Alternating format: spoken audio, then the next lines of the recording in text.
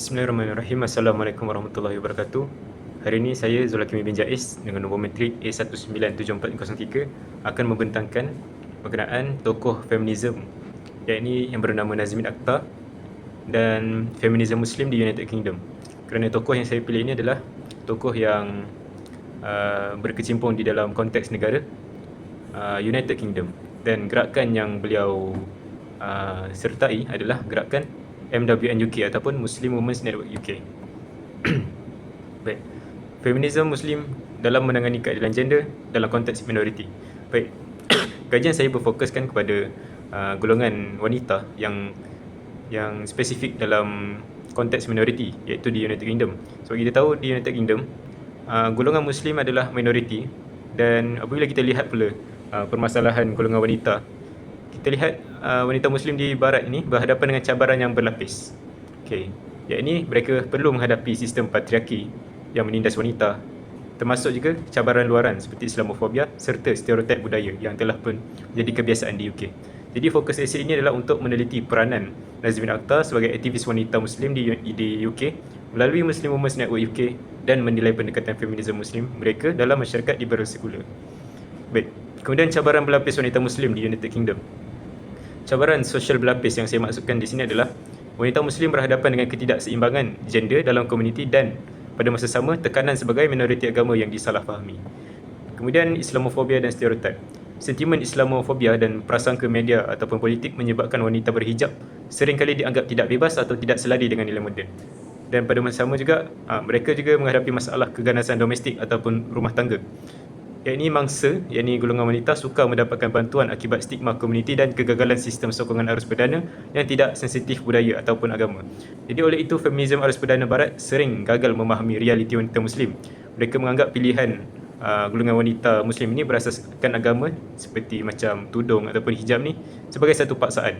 Dan inilah yang mendorong kemunculan gerakan feminisme Muslim yang untuk mengartikulasikan isu mereka secara adil dan berlapis.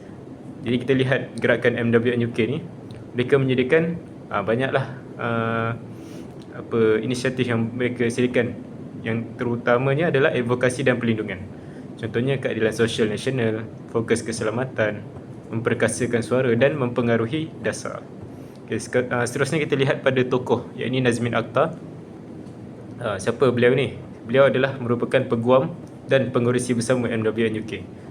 Nazmin Akhtar ialah seorang peguam dan aktivis hak wanita Muslim di UK dan adalah kelulusan beliau berlatar belakang profesional, pernah dipanggil ke Bar UK ini di mahkamah lah 2010 dan Chartered Legal Executive 2016. Berkhidmat sebagai Managing Associate di Wimbledon Dickinson. Kemudian aktivisme pro bono. Beliau juga penerima anugerah pro bono Silex 2017 atas sumbangan kepada organisasi wanita Muslim dan keadilan sosial. Dan peranan beliau di dalam MWN UK adalah pengerusi bersama MWN UK ataupun co-chair. Pendekatan beliau berasaskan hak asasi dan reformasi struktur berorientasikan penyelesaian praktikal. Dan beliau juga pada masa sama pengasas bersama NISA Global Foundation memfokuskan pembangunan wanita Muslim global selari dengan SDG. Jadi banyaklah kita lihat peranan beliau ni, banyak memang orang kata aktivis yang sangat aktif lah dalam mempertahankan ataupun memperjuangkan hak wanita. Kemudian peranan beliau, yakni Nazmin Akhtar dalam gerakan ini, iaitu sebagai jambatan ataupun menjembatani komuniti dan institusi.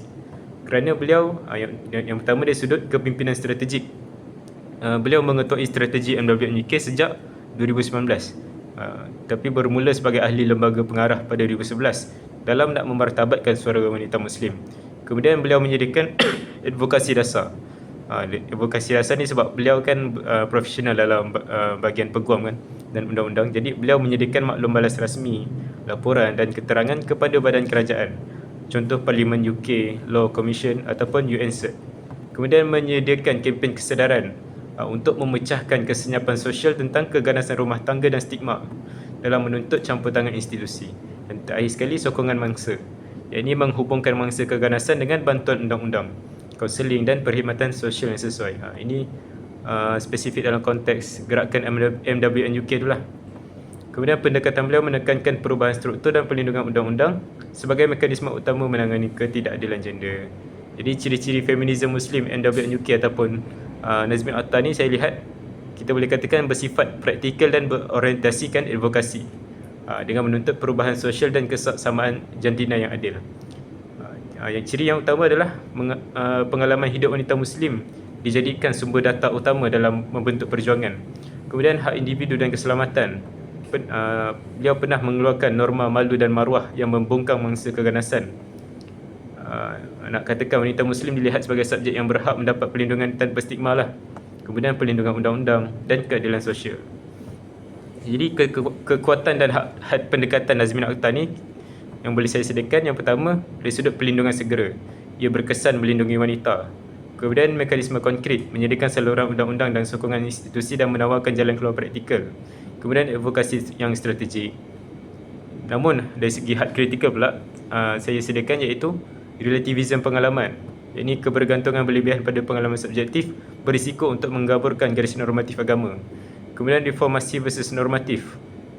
Dengan mengutamakan reformasi sosial berbanding membuat penilaian normatif agama dari akar, kita lihat dia akan terhadlah sebagai kerangka Islam yang tidak menyeluruh. Dia tidak dapat, kerangka Islam itu tidak dapat dijalankan ataupun diaplikasikan secara menyeluruh. Kemudian kerana kerangka sekular, ia lebih berfungsi sebagai strategi advokasi dalam kerangka masyarakat sekular berbanding merumuskan hubungan agama, gender dan keadilan. Jadi pendekatan ini berkesan dari sudut reformasi sosial tetapi terbatas sebagai kerangka normatif Islam. Cabaran utama adalah menyeimbangkan tuntutan keadilan sosial dengan kejelasan autoriti nilai Islam. Kesimpulannya, feminisme Muslim yang dibawa oleh Nazmin Akhtar berfungsi sebagai strategi praktikal untuk memastikan keselamatan dan kesejahteraan wanita Muslim dalam masyarakat barat. Sekian itu saja, terima kasih.